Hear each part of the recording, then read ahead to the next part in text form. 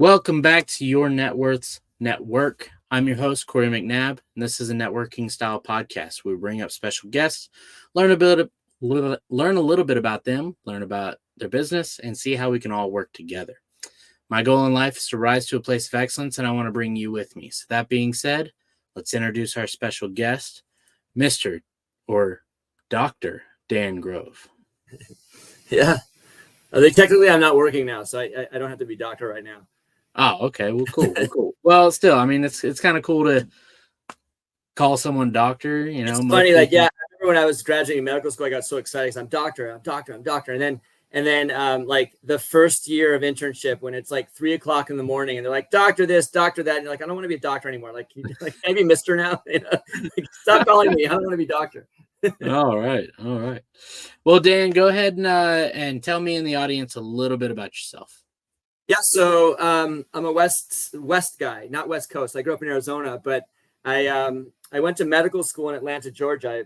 I was there for 10 years and I followed sort of the traditional, life path of people who want to be a doctor. I went to Emory University and studied, and I specialized in pulmonary and critical care medicine. So that's intensive care, ICU medicine, and then lung diseases.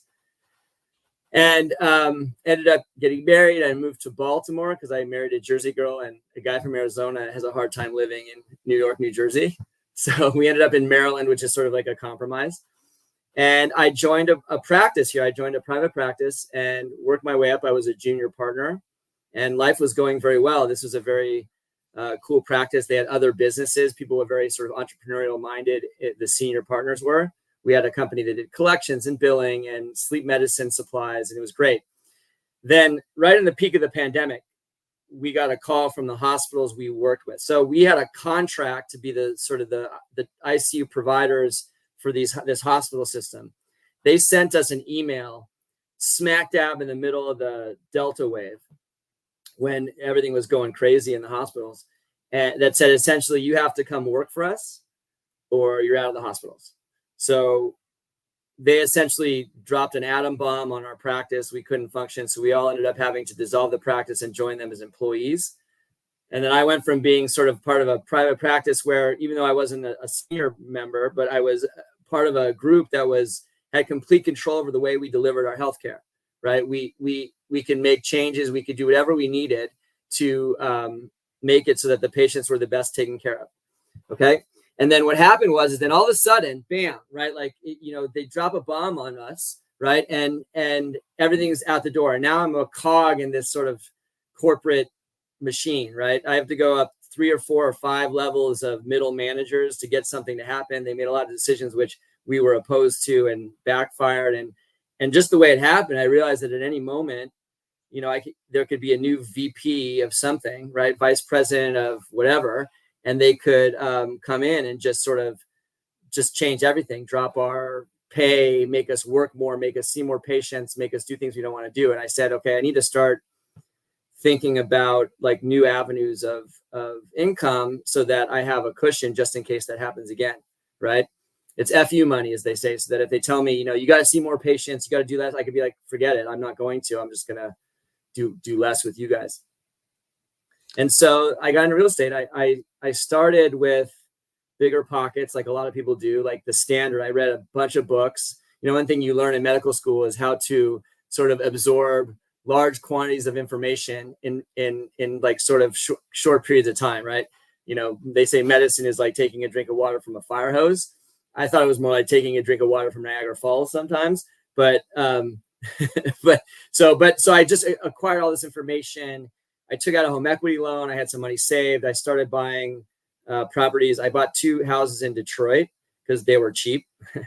And then I heard a gentleman named Pace Morby. I heard him on a podcast talking about creative finance, and I signed up for his mentorship the next day. And I started learning about seller finance, subject to all these things. And then I started buying deals that way. So then I got to the point where I'd used my capital. I used up my capital. I had enough money in the bank just for emergencies, which you need in these houses because, it's real estate, stuff happens. And now I've hired an operations manager, and we're building deal flow. So we're building in deals coming in from wholesalers. We have a lot of relationships with wholesalers, and we're always looking for more. And then I'm connecting with people who want to be equity partners. So I'm trying to create a model where people like myself, maybe people who had money saved, who had maybe some like 401k or IRA stuff that they're not thrilled with, give them the opportunity to invest in real estate and get all the benefits, the long-term benefits as equity partners. I wanted to see if we can help those people out, give them an investment where they have some control, right? As opposed to giving your money to a mutual fund manager who's siphoning off all the fees, right? Or an investment that you can't control, right? So I want to give people that opportunity, and they're going to join me as equity partners in these deals. I find the deals, I take care of all the details, make sure it happens. They bring the capital for the entry fee, and then we become partners. That's my whole life in the last my whole life in like 3 minutes. What is it? 4 minutes. There you go. Yeah. Woo. Okay. So that's that a was lot. Fast. Whatever, you can check. You can come to me on Facebook or YouTube, and I can give you the more like slow version. That's good. It's all good. So I have a couple questions. First, in your practice, when they dropped that atom bomb, like, did you foresee? I mean, you say they dropped it, so I'm assuming you didn't foresee it coming. I'm guessing that maybe you guys seemed to have a good relationship with the hospital. Everything was great, and then suddenly they're like, basically do what we tell you. Yeah, because it's this corporate structure. So there's the hospital has its sort of administration, and we had good relationship with the hospital. But the people making the decisions for all the hospitals are in a corporate office, you know, at a separate location. I've never met these people. They've never been to my ICU, right? Every hospital, anybody who works in a hospital, they each have their own sort of unique patient mix, types of patients, types of cultures, types of doctors, things they see. And it's hard when you have, listen, the corporate health system, they're not like evil, right? They're not bad people, but they're making decisions from, 30,000 feet based on spreadsheets and numbers and dollars that when they filter down may not, be good. What's best for me. Certainly they don't have my interests primarily at heart.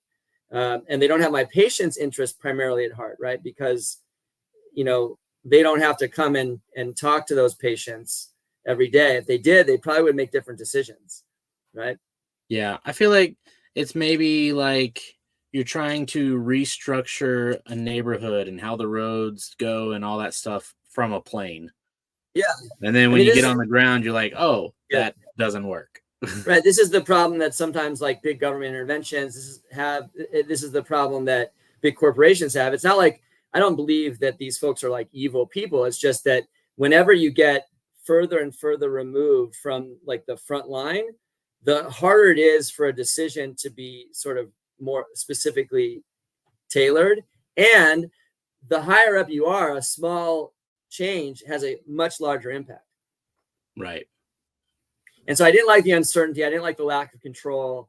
And so I wanted to take control of my future and not have it be in the hands of listen, you don't have to be in medicine. First of all, this is happening to all doctors, but you don't have to be in medicine, right? A lot of people are work for big companies where their entire life is at the will of some C-suite people or the board, right? And at any moment they can decide, oh, we're axing, right, this number of people. And the funny thing is most people think that when they do these job cuts, it's not just the people that get fired that suffer, right?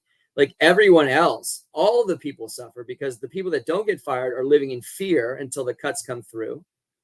And then after that, they live with this uncertainty, like at any time this can happen. This is huge stress on people, right? What do I do and so the ability to sort of like take control and have investments that allow you to say, well, if that happens, okay, fine. It's not gonna be the end of the world. I can take a little bit of the stress off. Like I have a plan. I can shift into something else. We could do, we have alternative avenues, that sort of thing. I think is really, even if it's never relevant, even if you never get laid off, right? And you never use that money until you retire, just knowing it's there or knowing that option is there sometimes makes a huge impact on people's quality of life. Mm-hmm. So you left the practice at that time and started real estate, or did you start buying real estate and then leave? No, I haven't left. The practice ended, and then I became an employee of the hospital, which I'm still an employee of the hospital. And Oh, like, I love my job, right? That was like the sad thing. Like, I love it. I don't want to quit my job, right? I just don't want it to be a constant like ass pain. You know what I mean, right? And I don't want to live in constant fear. I want to just be able to do my job the way I wanted to be a doctor since I was a kid. This is what I want to do. So I started doing this on the side. And my eventual goal is that, working in the ICU is amazing, but it does kind of drain you a little bit if you do it too much. There's a balance. Like, I love the ICU, but if I do too many days, eventually I start getting like cranky and tired, and so I want to be able to say, okay, as I go on my career, I can start cutting back, and so I can have this balance. So I can have, and I also want it to be that, like, okay, I want to, I have a 19-year-old daughter, so I'm hoping one day to have grandchildren. And I'm hoping one day to be like, I'm just leaving because I don't have to be anywhere. Like, I can do this real estate thing anywhere in the world that has internet. And so I'm just going to drive to the grandkids, or I'm going to go to the Grand Canyon, or I'm going to go wherever I want. I'm going to take a few days, and I can still do my job in the woods somewhere, or somewhere like, to be able to do that. And so that to me is my goal, is to have, ultimately the goal is control and freedom and independence to as much as possible. Listen, we're all dependent on a lot of things, but to have as much of the flexibility to sort of direct my life in the way that I want it to be directed. gotcha. Okay. So you started buying properties, kind of the traditional way. Right. And then you came across Pace and started Right. buying creatively. Correct. So what is your ideal purchase? So I stopped buying the traditional way. I did the first two properties were BRRRR investments, and that's great. The problem with the BRRRR investments I found was that it's a long time, right? And you have to come up with a larger upfront investment. So it works, but then you have to wait till it seasons, till the banks will refinance you out. It's a great model. It's also it's become much harder to do because as the housing prices go up and the interest rates go up, like, it doesn't work all the time. So that's why I got the houses in Detroit, because the houses were very cheap. Okay.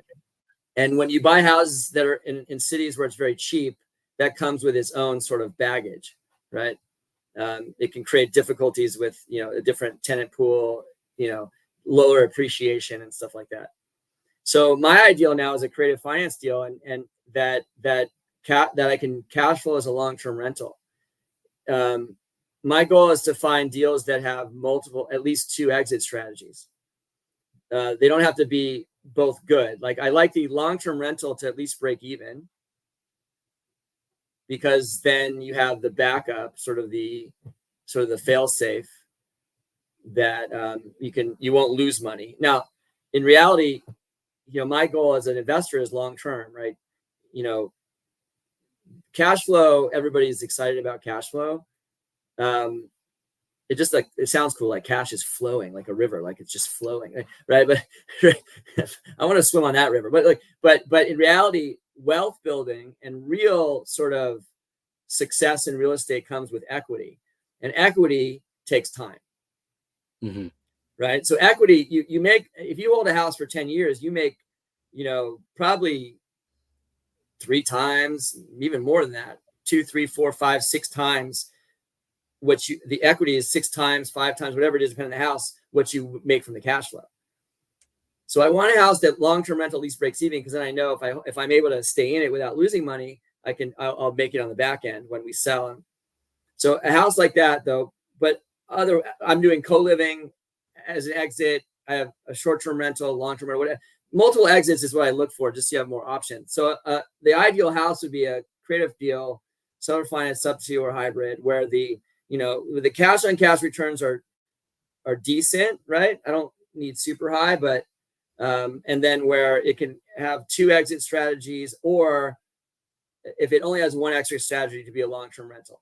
And then that's a deal where I will then find an equity partner to bring the entry fee, or if the spread's big enough, I'll use a PML. And Gotcha. that's what I'm looking for. That's sort of the perfect deal. Okay. So you're ideally buying from wholesalers. And then Yes, I'm buying wholesalers. Yeah, I don't have time to cold call and VAs and all that stuff. Okay. So that's what I'm trying to do as well. I'm still looking for my first deal. So how do you, or what's the best way that you go about connecting with them? So volume, right? So the reality is that 98% of deals that I see coming from wholesalers don't work for me. Okay. So if I want to get to a goal of like my eventual goal is to get at least one a week, right? If I need that, that means that I need to get 100, 200, 300 deals coming in a week. And then I'm developing systems. So I hired somebody that's going to sort of help me. We're going to build systems. And the systems are going to find ways to filter through that in the most efficient way to get to the 1, 2. Usually then you get of that. Let's say if you have 100 deals, you'll find 10 that are worthy of your underwriting calculator. Right. And then we do I double check all the numbers. Right. So I don't trust the wholesalers when they tell me what the short-term, long-term rents are going to be. I don't trust Rentometer. I call a property manager. Okay. Right. So, so your question is how do you find those deals? The answer is volume. And I can talk later about how we vet the deals, but volume, and then also creating relationships, like connecting with people. I think that my experience is that a wholesaler that you have a conversation with, like the problem with wholesaling is there's a lot of sort of like high quantity, low quality relationships. Right. And so those are not very rewarding. Right. And so it's better to have like personal relationships, personal conversations, even if it doesn't lead to anything. So I think that if you want to connect to wholesalers, then you should get on the phone, get on a Zoom with them, chat. Right. And then what'll happen is that you'll develop the relationship, and then you'll do a deal with a wholesaler. And once you do a deal with a wholesaler and they know that you're reliable and that you followed through and that you did what you're going to say, now you just went to the top of their buyers list. And then the hope is that eventually you don't need to get 100 deals to find one. Now you get 2, 3, 4, 5, 10 wholesalers that are going to put you on the list first. And then that eases. But so that's it, building relationships, in my opinion, is what makes this job rewarding, right? Listen, we all want to make money and build wealth, but that doesn't happen for a while. And what makes life rewarding, listen, if you get on if you're on your deathbed and you're a billionaire, but you never had any meaningful relationships, that's not going to do any good, right? But if you go through this real estate investing sort of journey and it doesn't work out, like maybe it doesn't work out for you, you decide it's not for me, but along the way you connect with a lot of really cool people, right? And that was sort of rewarding for you, then that's a gain, right? That's definitely a gain. Yeah. And so I think of the connections as the reward, and that's a no lose reward, right? You may or may not get a deal, but if you have a good connection with somebody, you just gain something for your well-being, for your, that's a guarantee. And then eventually I think that if you have integrity, if you're honest, if you connect with people, that is rewarded over time. Yeah. Yeah, no, that's a good point. Because even if, like you said, even if you don't get a deal and you make that relationship, there's a good chance that you'll connect on something else, and maybe a new path opens up. Maybe it's not real estate. Maybe it's something totally different. Or maybe not. I think I try to go into the connections to the relationships with it, which is the thing that I'm gaining from the relationship and the connection is the relationship and the connection. That's all I'm looking to get out of this. Everything else is bonus. Gotcha. Right? Everything else is bonus. Now I have to be a little bit intentional because I have a very limited amount of time and I have a goal. So I'm trying to connect with people that we can create a win-win.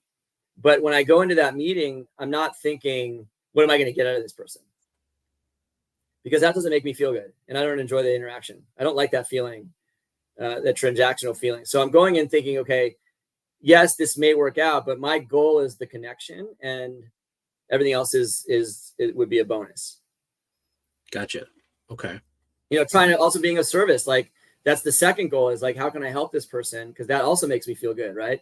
That's money for me, right? That's as good as money, right? If you can help somebody in whatever way, like, and by the way, most people are afraid, like, what am I going to offer? I don't have anything to give that person. It's not true. Just letting someone talk about themselves for 20 minutes, like you're doing. Listen, this is amazing for my ego, right? I get to talk to myself for all this time. This is so good for me, right? Yeah. So you're giving somebody the ability to talk about themselves, or maybe you can help. You never know. By the way, the more you do this, the more people you connect with, the more you're able to help, because you're like, I can't help you, but what I can connect you to this person and that person, and maybe, right? Absolutely. So yeah. Okay, cool. So volume of leads is the most important thing. Making connections with wholesalers. And then you had mentioned creative deals that break even. Can you? At least. I like, at the very least, if they have as the second option. Okay, right? So what does that mean for those who may be just getting started? What does break even mean? Okay, so for me, break even means that the PITI, the principal, interest, tax, and insurance, plus another about 20%, because that covers the management, maintenance, repairs, and then if there's a period of time vacancy, is at least the same as what the rent would be. So Gotcha. if you have a house where the mortgage payment, the PITI is $1,000, right? And I'm going to spend 20%, usually 10% for management. That's up to $1,100. Another 10% put in the bank for savings. That's $1,200. I would want my rent rate to be at least $1,200. The higher, the better, right? So for the long term. But let's say I have a house that's $1,000, right? PITI, and it would make $2,000 as an Airbnb. Okay. But the rent rates are $1,000. You understand? Mm-hmm. So now let's say I have the Airbnb, but then the town says no more Airbnbs and I have to long-term rent it. If that's the case, I'm going to lose money every month. Yep. The best deals are the ones that have the bigger spread on a long-term rental, because a long-term rental always works. There's always renters if it's the right market, and there's always people that rent. So so that's the best. Like, I have a house in Baltimore where the PITI is about $1,900.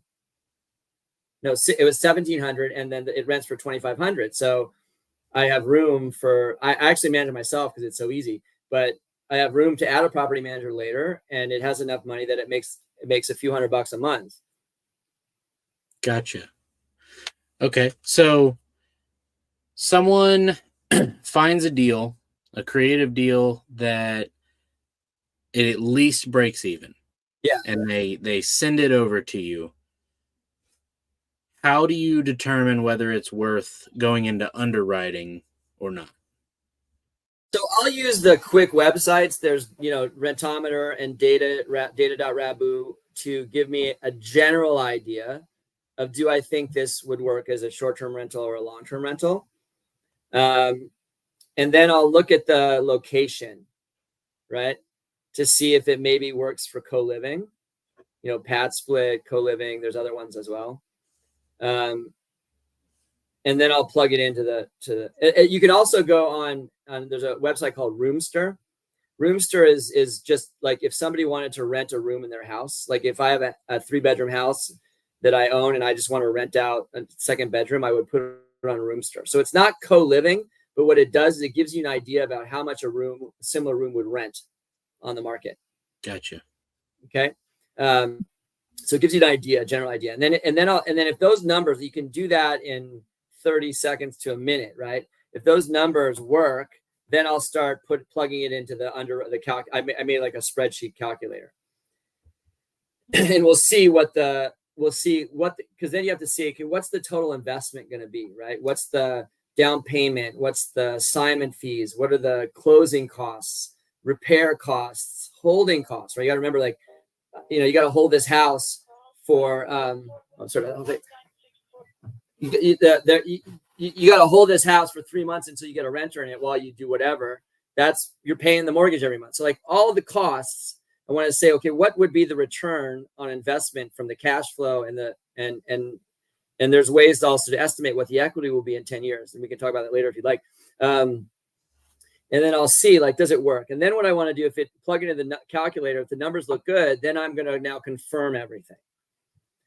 And the way I confirm everything is for the long-term rent rates, I will call property managers in the area. That's what our team will do. Like, that's what our ops manager will do. And that's really important. And I'll tell you why. I had this happen a month ago. So there was a house in Florida, I think it was on the Gulf Coast of Florida, that it looked great. The numbers looked good, and it rented for $2,900 a month. And there was a $400. It was like really good. It was a good numbers. Mm-hmm. And so I was like, I was about to close. I was about to like go forward with the deal, but then I was like, no, what? We called property manager. So I called a property manager, and what he told me was that instead of $2,900 a month, this would rent for $2,400 a month, like $500 difference. And I said, what happened? He said, well, Rentometer gives you the last 12 months of rent data. And what had happened in this part of Florida is that a year or 2 years or whatever, there's a hurricane. I don't know which one came through.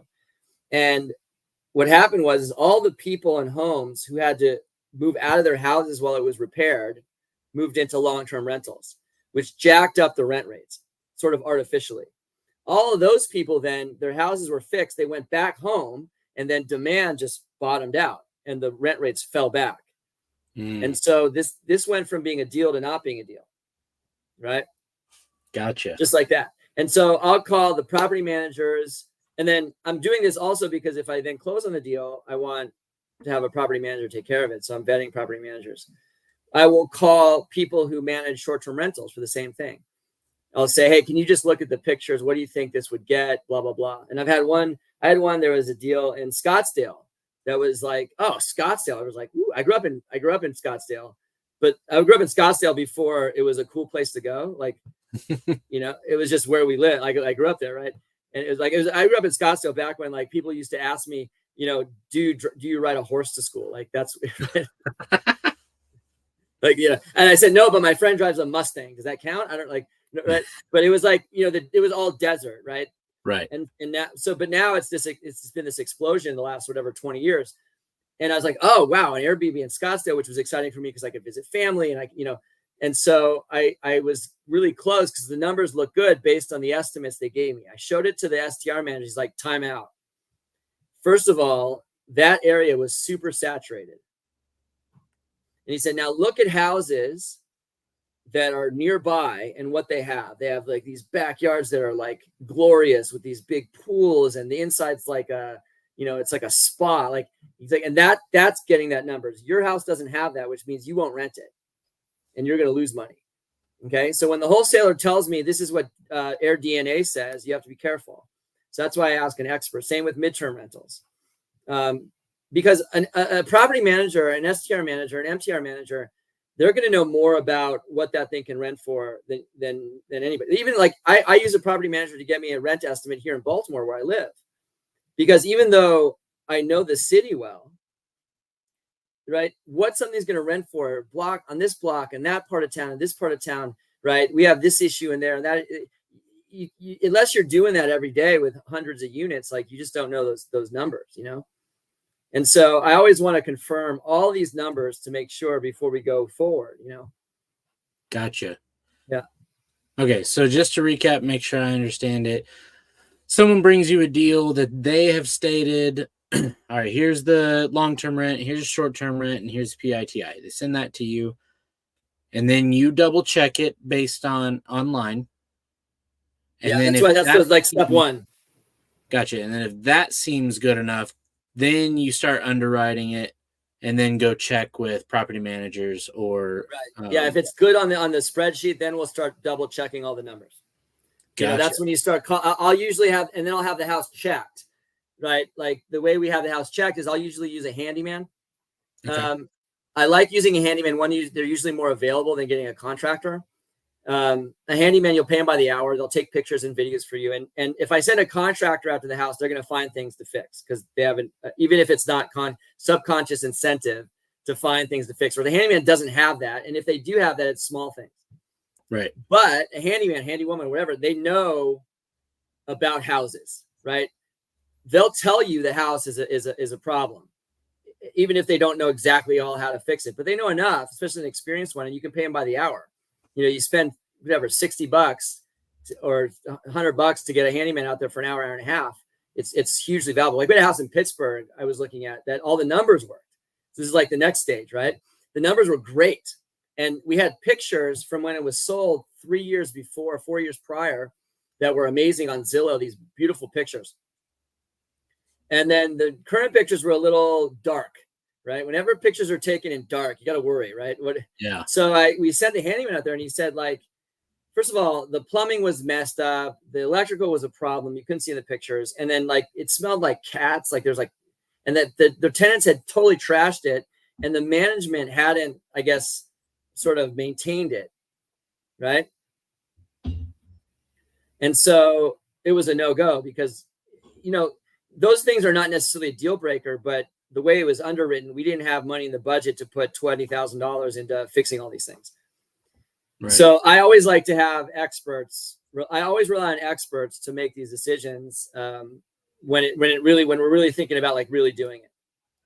So like we'll go through the inbox, right? We get the email inbox, and it's like you can pretty quickly look through and delete a lot of them. And then you say, okay, this one's a maybe. Let's put in a Rentometer, no go. Oh, this one works in Rentometer and Data Rabu. Okay, let's put in the spreadsheet.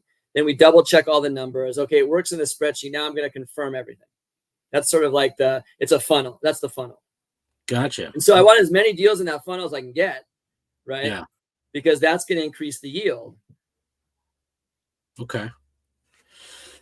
Wow, that's awesome. I just learned a lot and kind of helped me kind of have a direction or a more clear direction. Yeah. Because I knew I was trying to get wholesalers in, but that's pretty much all I knew. Wasn't really sure the whole process. So I really appreciate that. And I'm happy to get on, like, I'll speak with we try to give feedback to the wholesalers because, I mean, listen, the challenge of wholesaling is that you can get anything under contract. It's very easy to get a house under contract. Just offer them too much, right? That's the easy part. The hard part is finding a buyer, right? Because that's the buyer's is putting their money on the line for the long term. And so it behooves a wholesaler to know what a buyer is looking for and what's going to work for the buyers, and then use that to negotiate. Because it's a waste of time for the wholesaler to get a house under contract that nobody's going to buy. And then they burn their relationship with the seller, and then they make other wholesalers look bad. Right. Yep. So, so like and the things that I'm doing for the underwriting, are useful. And then if a wholesaler looks at a house and underwrites it and says, oh, wow, the entry fee's too high or the PITI is whatever, like then they can use that to go to the wholesaler and say, listen, I would love to be able to give you this number that you want, but it won't work.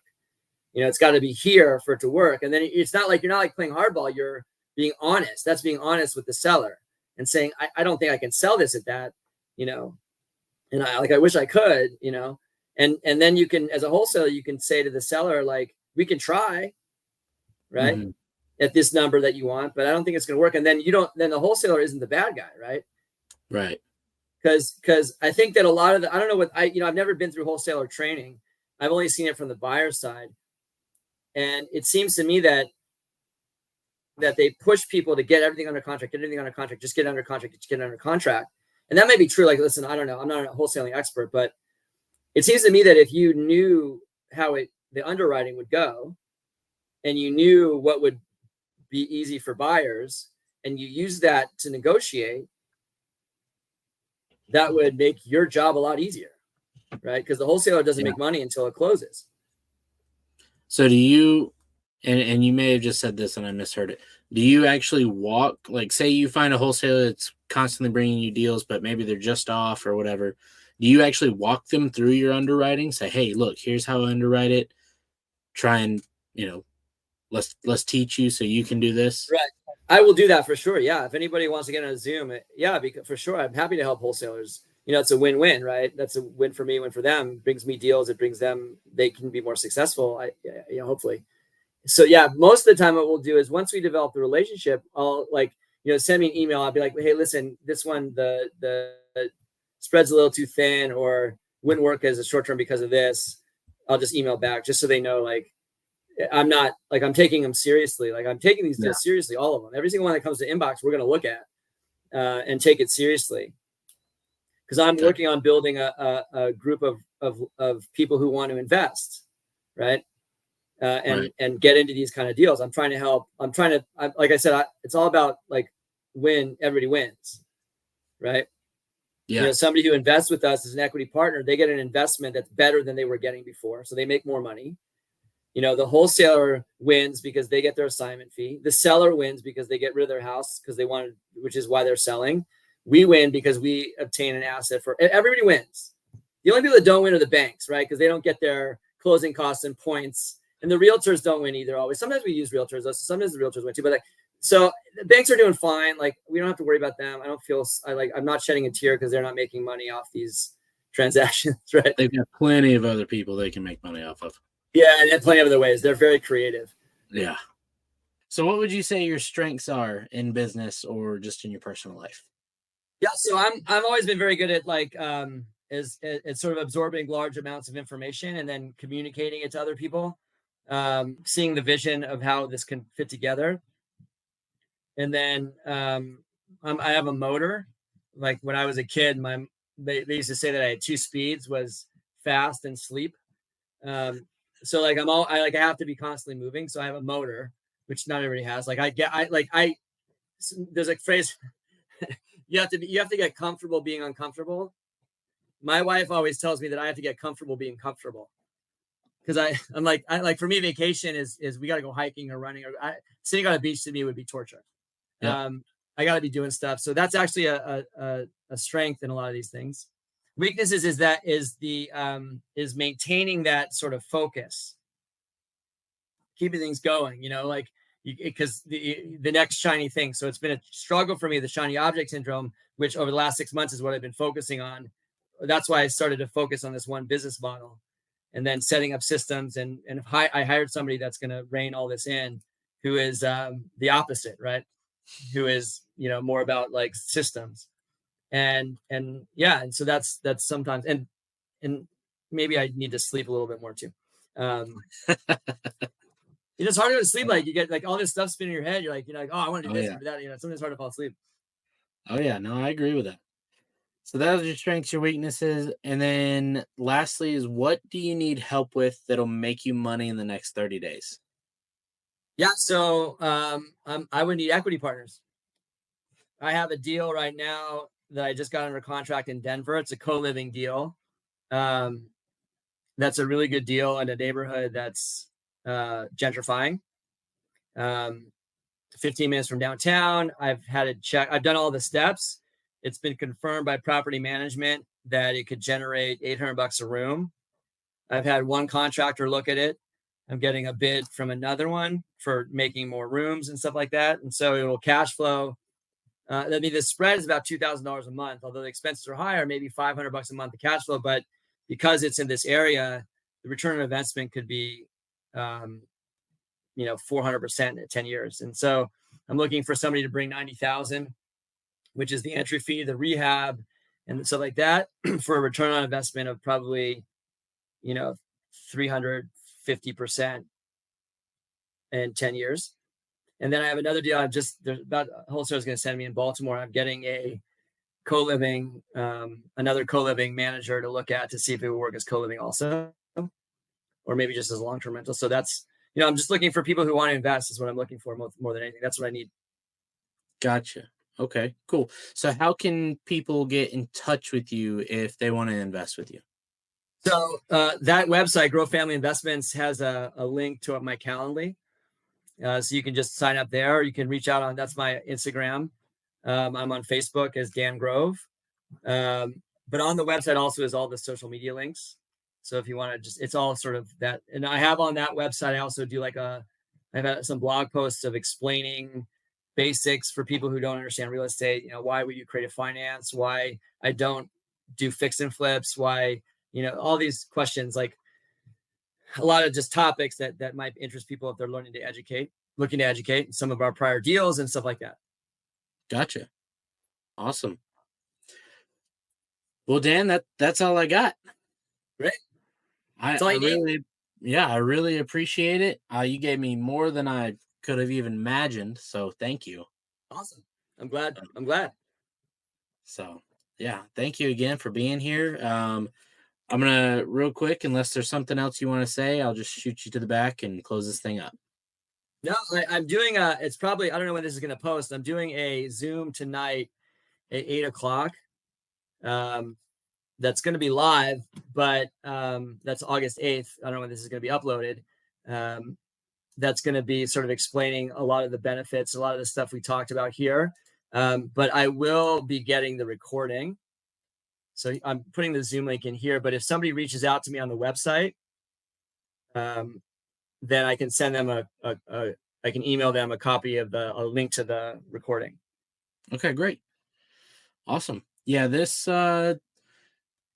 episode is airing on Monday the 12th. Okay, so you guys missed it. I'm sorry, but send me a message through the website or on Instagram, and I will give you the link for the recording.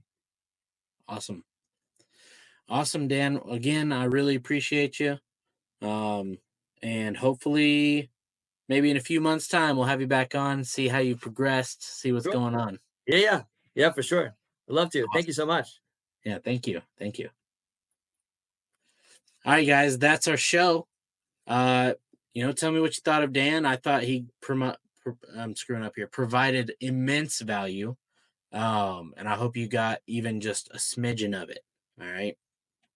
If not, restart the video, watch it again, and actually pay attention. Got it? Awesome. Guys, if you like this video, like and subscribe. Come back next week, see who else we got on. It's going to be huge. It's going to be great. We're progressing forward. I'm super excited about it. So again, thank you for watching. Until next week, guys, peace be with you. Love you guys. Have a good week.